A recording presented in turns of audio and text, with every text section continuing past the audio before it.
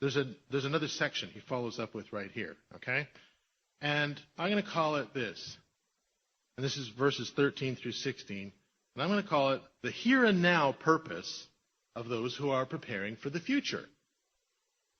You can think of what you're doing, writing the laws of God on your heart and your mind, and you can project it forward into the future. You can think about the first fruits. You can think about all the wonderful promises God has made. But there is a purpose here and now for what you're doing, and that's what he gets into right here in these verses. Let's read them right now. He says, you are the salt of the earth.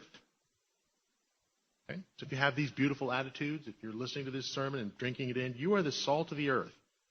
But if the salt loses its saltiness, how can it be made salty again?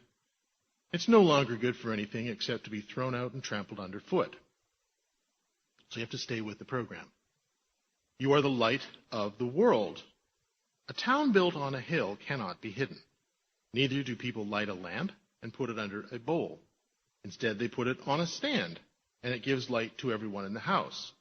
In the same way, let your light shine before others, that they may see your good deeds and glorify your Father in heaven.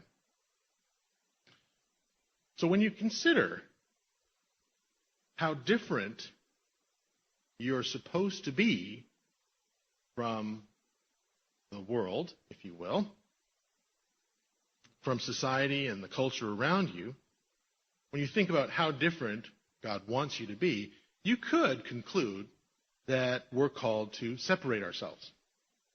Okay?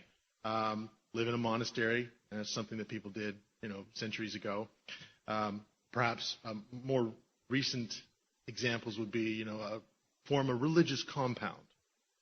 Like where you have a high fence around a big, 20-acre plot, and you all live in there.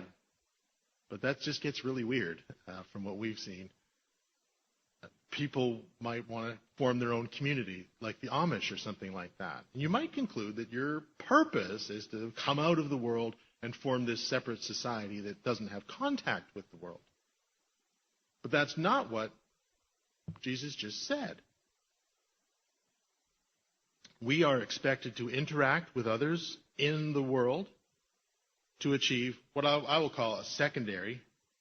It might not be secondary, but I'm going to call it a secondary God-ordained purpose, which is, just to boil it down, like salt, we are to act as a preservative, which was what people used it for in the good old days, or the bad old days.